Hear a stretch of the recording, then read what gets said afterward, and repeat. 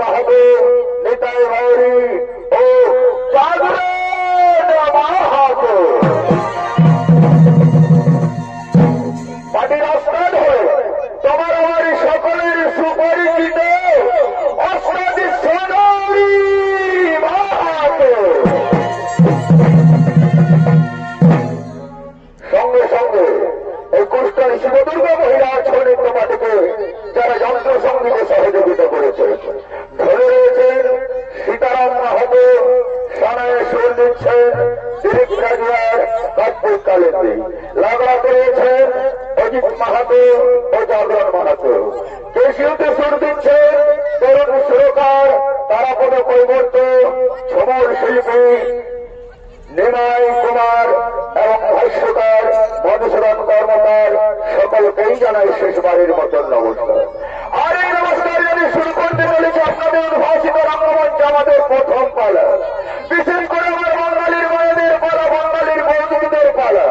ও বাবা, এই যে মস্তকে সিঁদুরটা ধারণ করে এসেছো জননী, তুমি কি জানো না সিঁদুরটা কোথা থেকে এসেছে, কেনই বা ধারণ করবো?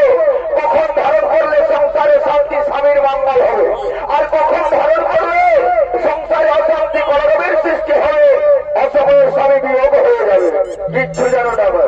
দাদা আমার একবার দিয়েছে, বহুদিন খুঁজতে লেগে গেছে। না গো না, এই সিঁদুরের নিয়ম আছে না, সঠিক সময় যদি সিঁদুরটা ধারণ করে জননী কোনদিন বিধবা যন্ত্রণা ভোগ করতে হবে না। তাই আপনাদের উদ্ভাসিত রঙ্গমঞ্চে সেই সিঁদুর সম্বন্ধে খেলা ছনিত্য রাখতে পারা, তাই পালার নাম হয়েছে দানব সম্রাট সিন্দুর।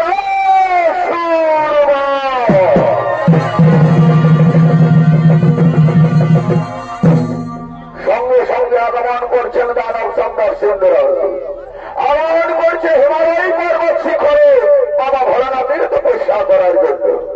বাবা ভোলার কাছে চেয়ে নেবে আমার একটা বর, তারপরে তার আধিপত্য বিস্তারের জন্য চলে যাবে স্বর্গপুরে। পাপিষ্ঠ দেবরাজ ইন্দ্রকে স্বর্গ থেকে বিতাড়িত করে দিয়ে সেই স্বর্গসিংহাসনের অধিপত্য হতে চান, এই মনে আশা আকাঙ্ক্ষা রেখে আসছেন দানব সম্রাট সিন্দুরাজ।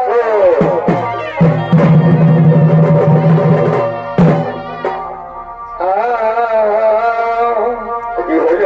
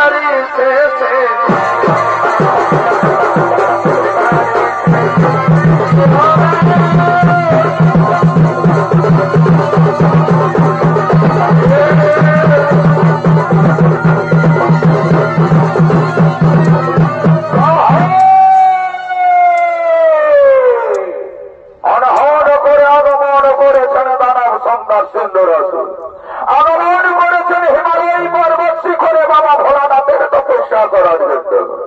আর এই সিংহাসুরের ভূমিকায় নৃত্য পরিবেশন করে দেখাবে। এ হল কৃষ্ণের শিব দুর্গা মহিলা ছৌ নৃত্য পার্টির বিশিষ্টতম ছৌ নৃত্য শিল্প। এ হল পদ্মী মাহাতো।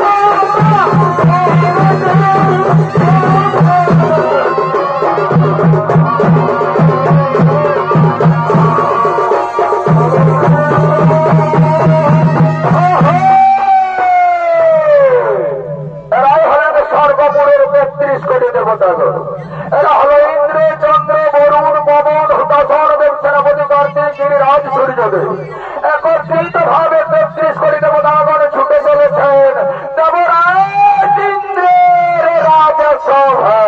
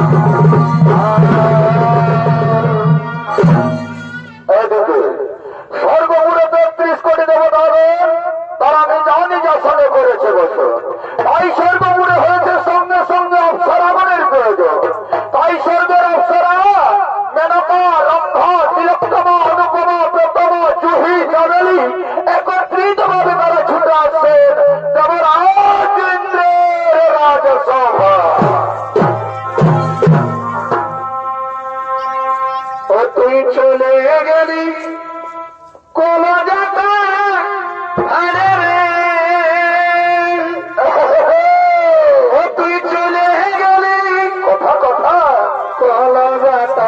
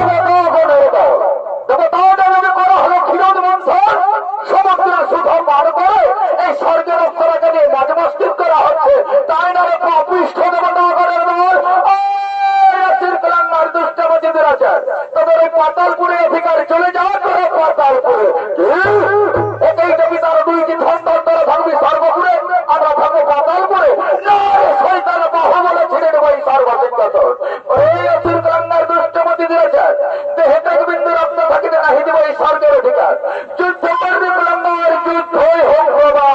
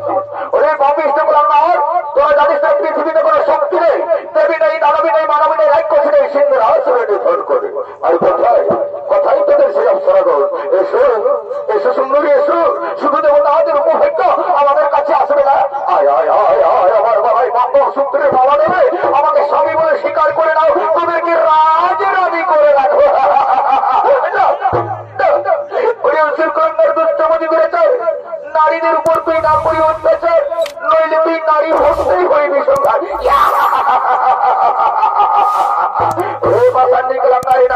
তোরা জানিস না পৃথিবীতে কোন শক্তি সৃষ্টি হয় না এই সিন্ধুর আসরে নিধন করে। তাই তো বলছি আয় আয় আমার কাছে আয়।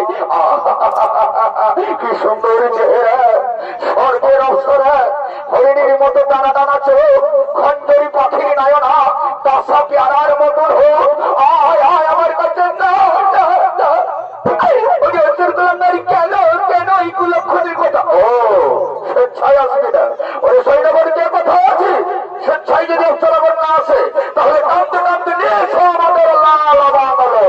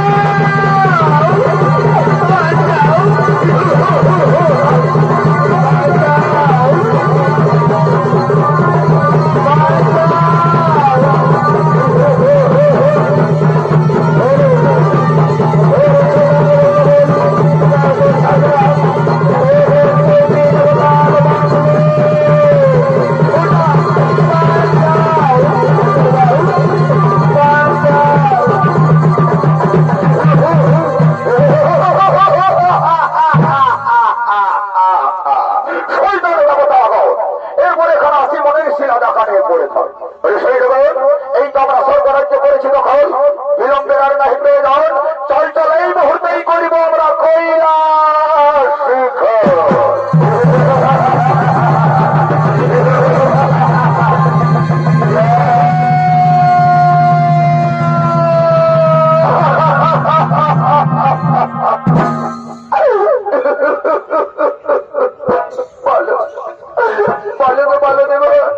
কি হবে এখন? ওই তো সুরকুলাঙ্গার দুষ্ট মজিদুরে করে দেব তাদের করিলে বন্ধন, স্বর্গ রাজ্য করিলে ভঙ্গ, নারী হাতিরে করিলে হরণ। বলে দাও কিভাবে হবে সুরকুলাঙ্গারের নিদান? বলে দাও।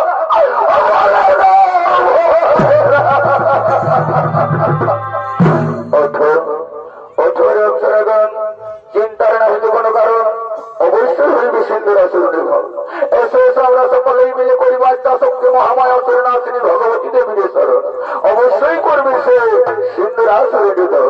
তাই সমস্ত দেবতা আগন অবসরাগণ একত্রিত ভাবে করে করে আত্মা শক্তি মহামায়া অসুরনাশিনী ভগবতী দেবীর করেছে ভক্তি ভরে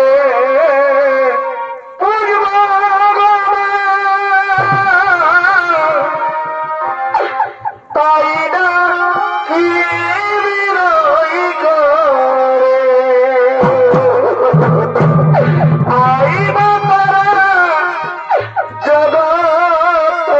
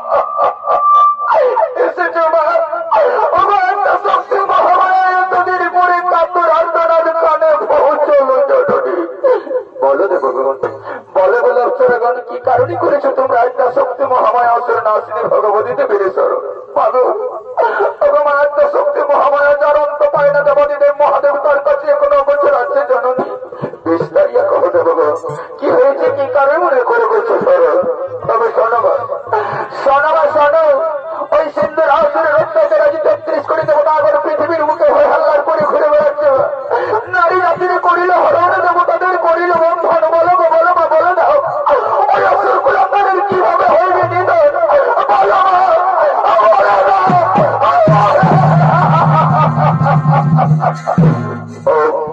তোমাদের মনের ভাষা বুঝতে পেরেছি দেবতাগণ অথরাগণ যারা যারা তোমরা আনন্দের সহিত জানি যাবে ভগবান ওই অসুর কুলাঙ্গার নিধনের ভার আমি দিলাম দুঃখ তাই তুমি অসুর নিধনের ভার নিয়ে আনন্দের সহিত যারা নিজালে করেছে গম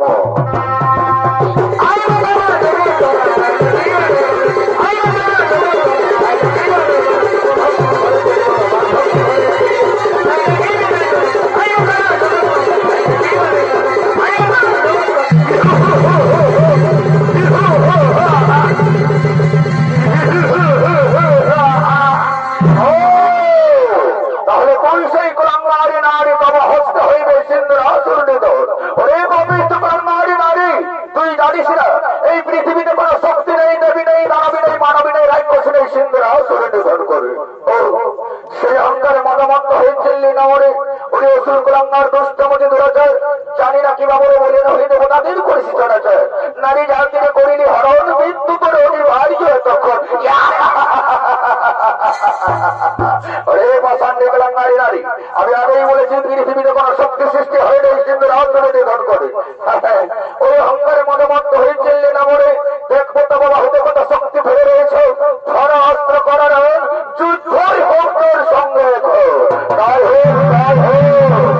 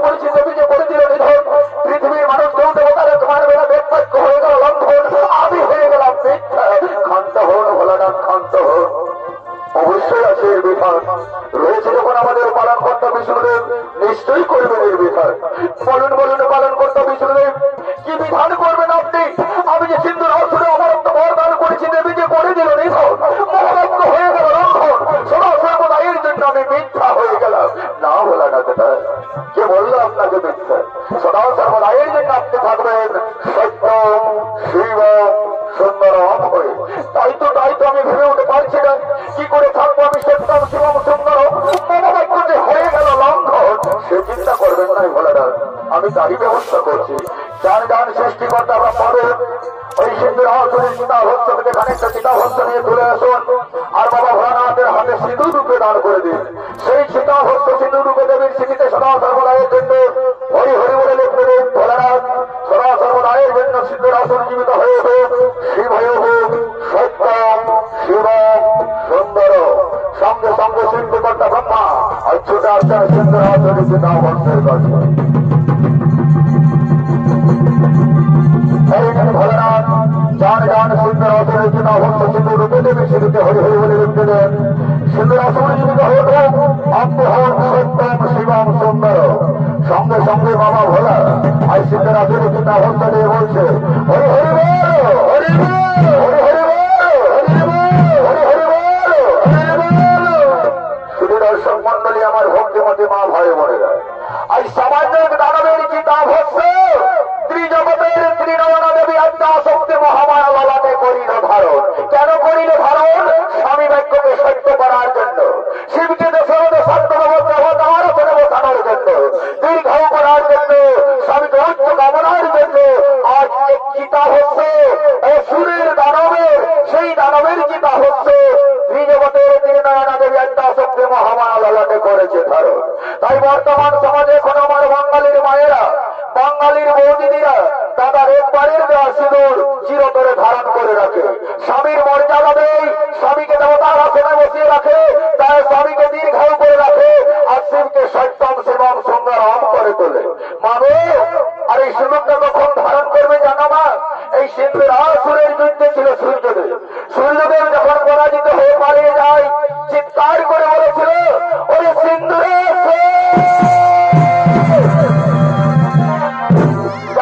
অবস্থায় কোন মা কোন বৌদি যেন আমাকে না ধারণ করে।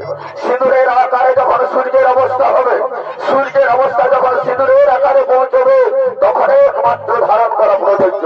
কিন্তু আমার মা আমার বৌদি সেটা পারে না। দৈবক্রমে গৃহক্রমে যথাক্রমে নাপন্না হয়ে যথার্থ করে সিঁদুরকে ধারণ করে ফেলে। তাই তো মানে সংসারে অশান্তি কলরবের সৃষ্টি হয় না, অসময়ে স্বামী বিচ্ছেদ হয়ে যায়। সঠিক সময়ে যদি সিঁদুরটা ধারণ করে বেরোনি কোনদিন বিধবা যন্ত্রণা ভোগ করতে হবে না। মস্তকে মাথা ভর্তি সিঁদুর নিয়ে শ্মশানে গরিবের